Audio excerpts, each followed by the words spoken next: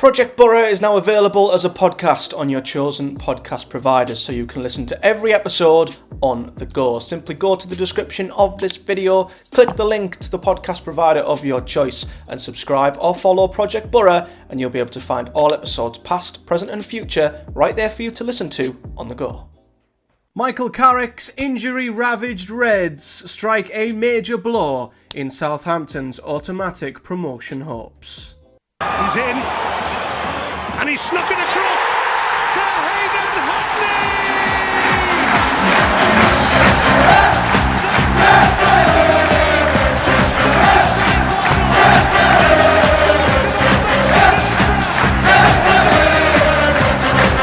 What is up, guys? Matthew here. Welcome back to another episode of Project Boro, and today we're here to discuss Boro's 1-1 draw to automatic promotion, chasing Southampton down at St Mary's in a game which was one hell of a watch. It was a very, very interesting game. Two very, very different halves, but one to which Boro really grew into, especially in the second half. And given our injuries, we're back again talking about injuries. It's like January all over again. Given the injuries Boro had, the makeshift 11, the lack of options on the bench, I think coming away from a team like Southampton who create chances, dominate the ball, score goals, and of course are fourth for a reason, coming away from that, one each is not a bad result at all. In fact, I think it's a pretty good result given the circumstances. And I said this in my recent video. I did a few videos over the international break, one of which was predicting the run-in and predicting the results of each of Boro's last 8 games. I did say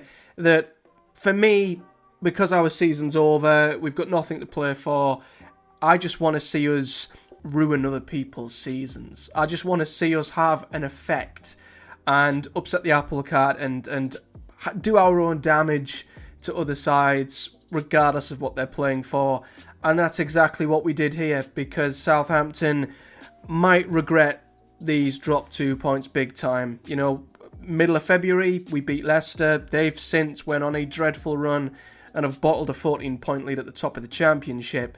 Sauthampton, really, given the pace of the top teams, had to win today, and Boro struck a late dagger through the hearts of the Saints, and they dropped 2 points, which could prove to be absolutely huge come the end of the season. So, as we say, Boro unfortunately come into this game ravaged with even more injuries. A number of players missing from the side who've been a big part in recent weeks. Rav van den Berg, he was still out. We were missing Riley McGree, Marcus Forss, both of them confirmed that they're now out for the season, which is a massive, massive blow. Hackney still unavailable. A number of other players, obviously at centre-back. We only had one fit centre-back in the entire of the whole squad with Matt Clark-Fry. He's still out, of course. Paddy McNair, he was nowhere to be seen.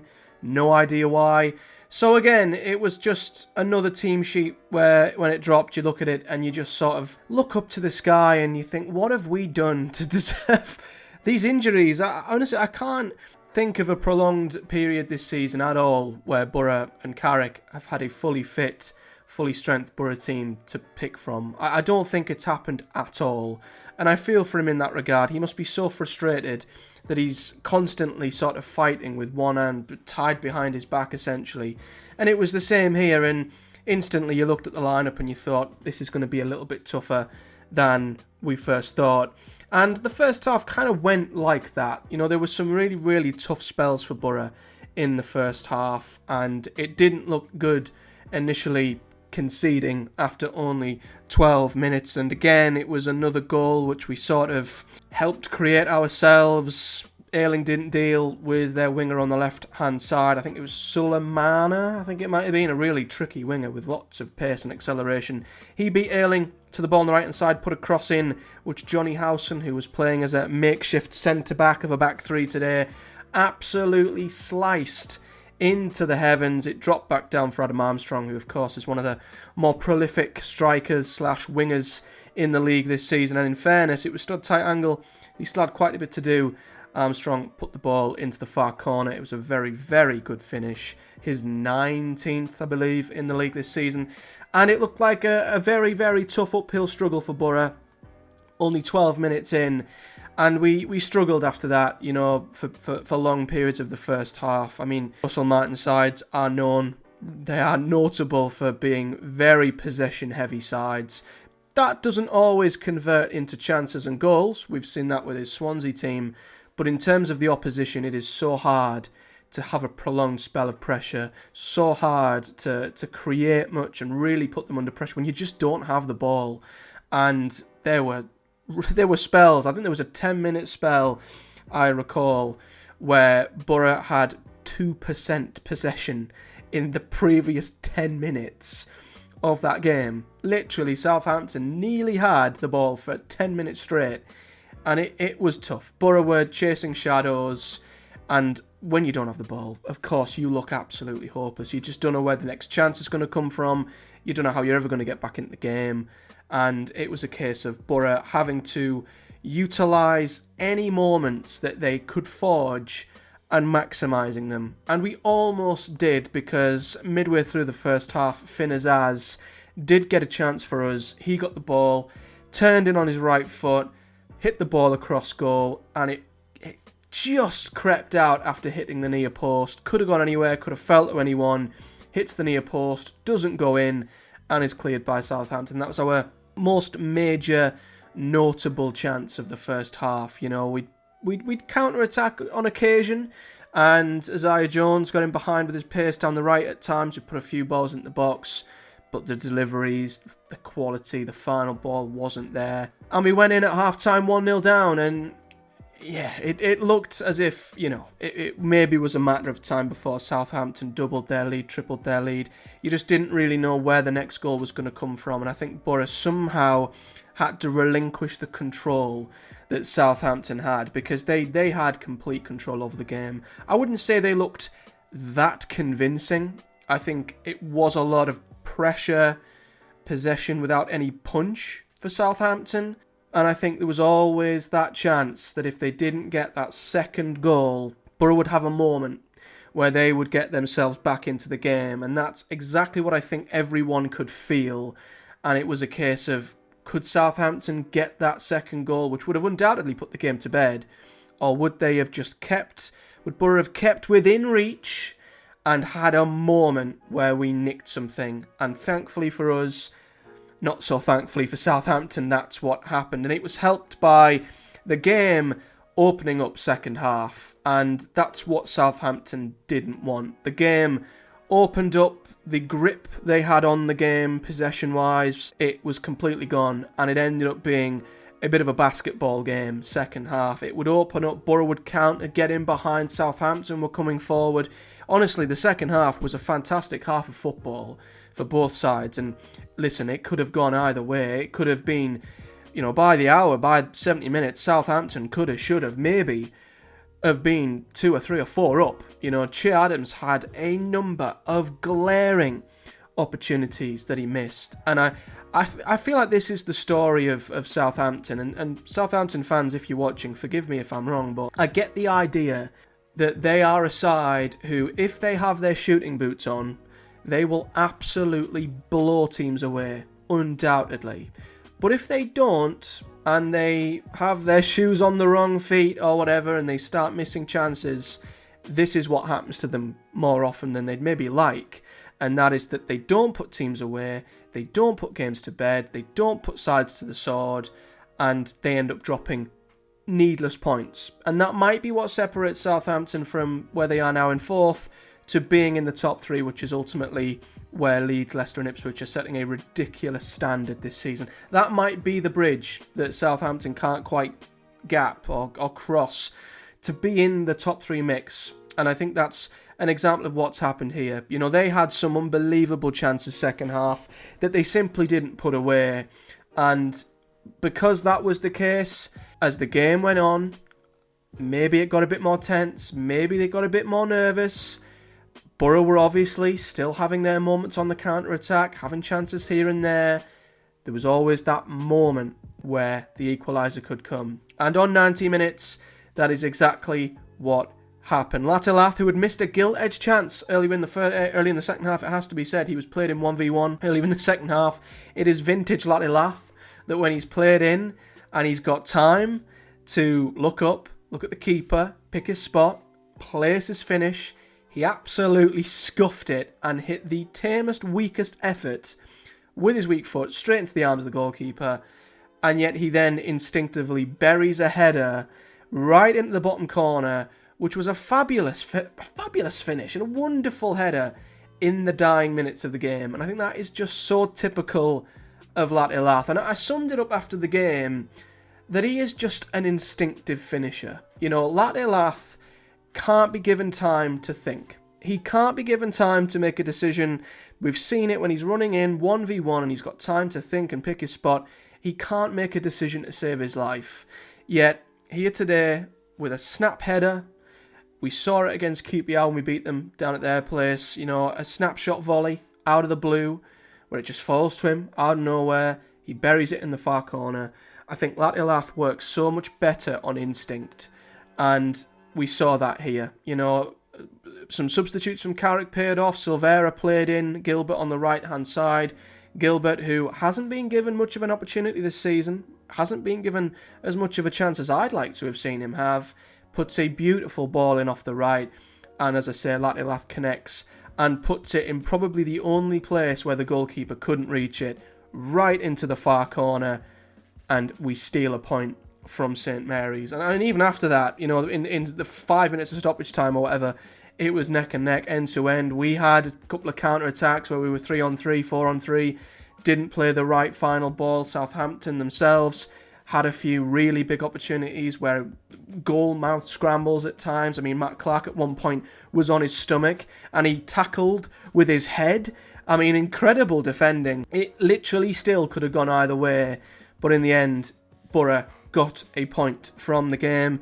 And as I said, given the circumstances, given the side, given the opposition, what they're fighting for, how many players we had out, I think it's a fantastic point for Boro. It really, really is. And don't get me wrong, in the grand scheme of things, it means absolutely jack shit to us. Our season's done. We're nowhere. We are mid-table. We're not going up, we're not going down. But we have had an impact on one of the top sides in their fight for automatics, and that's all I asked from this team. And given we've got nothing to play for, credit to the boys for fighting hard and coming back to get a point, because it gave the travelling fans, who obviously had a ginormous trip down the south coast, it gave them something to celebrate and cheer for, and that's all you can ask for. You know, when the fans have made such an effort, a 90th minute goal sends the away fans into absolute scenes, and they got that moment. They deserved it. Credit to the team for fighting back and giving them that moment. So, looking at Boro's side, I'm not going to even try and make sense of what FootMob have done, because they've put us in a 3-3-3-1, which I've never seen before in my life. The formation we were playing, we had Senny Dieng in goal. We had a back three of Luke Ayling as the right centre half. We had Johnny Howson, I believe, in the centre of the back three. Matt Clark was there as well. Engel was the left wing back. Jones was the right wing back. Barlasser and O'Brien started in the midfield pair. And then we had Greenwood and Azaz playing sort of either side of Latte Lath. Now, a couple of performances were really good. A couple weren't. I think Dieng did well. Had to make a few saves here and there. But again, you know, I think he's had maybe 5 games now in a row and he's only conceded 1 goal. So fantastic for him again, this 5 at the back. Making Boro more of a solid outfit. Ayling, back 3, I thought they did okay. I think they all did all right. They're up against some very good opposition. I think Matt Clark, again, was an absolute man-mounting in that central of defence. Lucas Engel got a high rating, but I thought he had a very poor game. I don't quite see where the high ratings are coming for Lucas Engel. I think maybe out of possession defensively he was better, but in possession Engel had a terrible game. He gave the ball away so often and his passing was just so off. And it wasn't a game that he will remember fondly, I don't think. Howson, Mr. Versatile, he was fantastic in the middle of the defence, apart from the one glaring error he made, of course, which is a shame, because I think other than that, he just shows how he can just play anywhere and everywhere and still put in a pretty solid performance. Midfield 2 weren't bad, you know, O'Brien and Barlasser, a bit of a different game for them today. I think, you know, they didn't have the ball as much as they would have, so they had to do a lot more defending than they would have liked. But I will say, at times where we were countering, they were both very, very culpable of playing some pretty bad final balls, and their decision making in crucial moments wasn't the best. And if it was better, Boro might have nicked more than a point in this game. And I think when we were countering in the transition, they had to be a little bit better. Jones was alright, I think, on the right hand side. Not his best game, but certainly showed his threat on the counter and in transition. Azaz, solid enough. And Latilath's a funny one. He really, really is. He misses a sitter 1v1, but then puts away a fantastic header. He is just a strange striker, and one you just cannot predict what he's going to do next. But I'm delighted he got another goal. He's proving that he can still score important goals for Boro at important times. I still don't think we can rely fully on him, and I still think he works better alongside a striking partner. But fair play to Latilath, took his header extremely well, and we just need to give him chances instinctively. As I say, don't let the boy think too much. One player I do want to talk about though, and I'm sick of sort of talking about him, and it's Sam Greenwood. He started here today, and I'm sorry, but I have never ever seen a more anonymous, invisible footballer in my entire life. I've mentioned this numerous times, but I've never seen a footballer be so ineffective. You know, I didn't even realise he was playing until 35 minutes in. You know, we may as well be playing with 10 men, going forward at least. He just offers nothing. You know, I just don't recall a player playing so much and doing so little for Boro, and he's very much surviving off of moments earlier in the season, which you're going back months and months and months. You know, he just does not give us anything on the pitch. He doesn't add a single thing to Boro's play. And I think, you know, you can say and you can criticise Silvera. You know, you can criticise Silvera, and he does deserve criticising at times. You can criticise Jones at times. You can criticise Azaz. Even Barlasser, you know, you can criticise. But they're players who always try and do things. They're always involved. Yeah, half the time, maybe even more, they might try a pass, they might try a run, a dribble, and their touch might be off, their pass might be nowhere near. Like Engel today, his passing was all over the place, but they always are involved. They might fail, it might not always come off for them, but Greenwood just does nothing. He just doesn't do anything for me. And, you know, I looked and I saw Silvera come on, and I definitely feel like these are the sort of games that suit Silvera. You know, open games where there's more room for him to play with. He's not having to beat a man or break down a defence. You know, he can sort of use his pace on the counter-attack to affect the game more. Same with Gilbert. You know, he's barely had a sniff this season, and yet he puts in a fantastic cross that Latilath puts away. Give them guys a chance over Greenwood. I just don't understand why Carricks keeps playing him. I don't know if it's to do with his loan or the agreement with Leeds, but he just offers nothing. And, you know, I saw Silvera, especially Gilbert's contribution, I saw them have much more of an effect on the game in 15 minutes than what Greenwood did all game. And even some of the youngsters, you know, we had Sonny Finch on the bench, numerous youngsters who were there. Give them a chance. You know, Boro aren't going up this season. We're 9 points off the playoffs. It ain't happening. We're not going down. We are finishing where we are now. So why not throw a couple of the kids on there? Why not? You know, who knows? We might unearth another Hayden Hackney. You know, if it wasn't for Leo giving him a shot midway between last season, between Carrick and Wilder's reigns, we might not have seen Hayden Hackney in the Boro team. He might not have broke into the team. So take some of these ineffective players out. You know, Greenwood's not going to be here next season. He's not our player. We're not going to develop him any further between now and May. So park him. You know, he's going back to Leeds. We're not going to be signing him on. Give some of the young boys a chance. Give some of our own a chance and see what they can do, in my opinion. Looking at the momentum, as you can see, it was a lot more Southampton in the first half, as I mentioned. Prolonged periods of pressure with Boro having moments, I would say. Second half, a lot more chaotic. You can see Boro were in it a lot more second half. And in the end, the game could have gone one way or the other. Possession was still heavily in Southampton's favour, but it changed drastically. I think at half-time, they were 82% possession and Boro were only 18%. That shifted a little bit, you know, 62% at 30% second half. Their XG, though, is where they'll be massively disappointed. Southampton, 2.28 XG. That's where they'll be kicking themselves massively in this game. You can see the sheer number of shots they had in Boro's area to only score one goal. They will be furious with that. Boro, of course, nicked a goal from 0.5 XG, which we'll absolutely take. 8 shots, 3 on target. We didn't even have a single shot on target after the first half, so that shows how improved we were second half. Southampton, again, look away now. 13 shots, 5 on target, 2 big chances, both of them missed. So, Boro come away from St Mary's with a fantastic point. Not going to really bother looking at the table in regards to Boro because essentially it doesn't matter at all. We're 10th, if anyone cares, 9 points off the playoffs, 16 points off of the bottom 3. We are finishing where we are right this moment. But as for Southampton, Boro have dealt a massive, massive blow. They're lucky Leicester lost, and Leicester did have a 14-point gap on the top 3, or on 3rd after January and up to the Boro game when we beat them on the 17th of February. Since then, they've won once. They've lost 4 or 5 games, I think, and now they are out of the automatic promotion places on goal difference, which is astounding. It's absolutely astounding how much they have dropped off from such a strong position.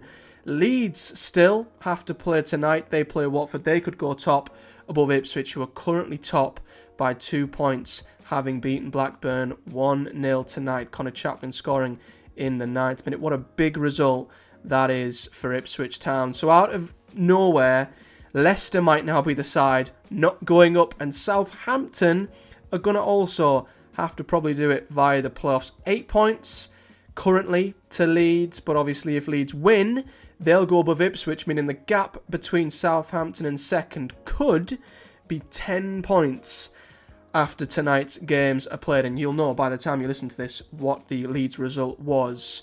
10 points in 8 games, or 9 games for Southampton.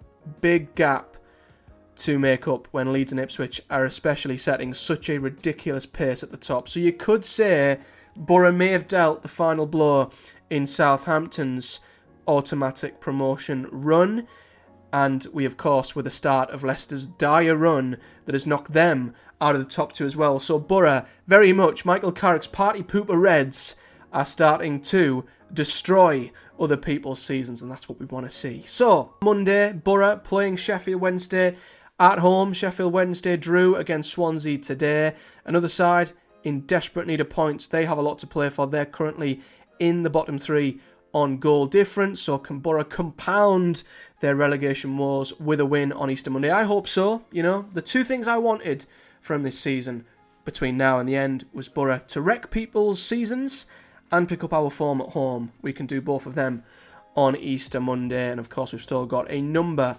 of the big boys to come with Ipswich and Leeds also to play in April. But that's all from me today, guys. I'll be back after Easter Monday to hopefully come back with a review of a Boro win at home to Sheffield Wednesday. But the party pooping Reds are on a run. They're on the hunt to ruin everyone's seasons. And like that Grim Reaper meme where he's knocking at the door and it has various badges on it, you know, we've had our go at Leicester, we've laid our glove on them, we've had a knockout punch to Southampton. Ipswich and Leeds are still to come, even though we've got half a squad to do it with now because Boro and their injury woes just continue. I feel like Boro's injury woes, it's a bit like that scene in The Simpsons, and they're saying, "Stop, he's already dead." I got you! Stop! He's already dead. That's what I kind of feel like it's with Boro's squad at the minute. Just stop getting injured. Stop injuring our players. End the season now. Just let them get on the medical table and go again in August. But hey ho. Listen, I have gave up hope the playoffs. I'm not worried about relegation. I am just here for the ride to just enjoy whatever the hell may come of our final 7 games, and I'll see you all for the Sheffield Wednesday one in a few days' time. Have a great Easter weekend, guys. Obviously, if you've enjoyed this video, do it a like on this video. Subscribe to the channel for much more, and hit the bell too, so you never miss when a video drops. Leave me a comment below whether you're a Boro fan, a Saints fan, or neutral fan. I'd love to hear your thoughts on the promotion race and where you think this result leaves you. And of course, if you're listening to me over on the podcast providers, do give me a like, a rating, and a follow over there. But until then, guys, as I say, fill your faces full of Easter eggs. I know I am. Have a great weekend, and I'll see you all on Tuesday.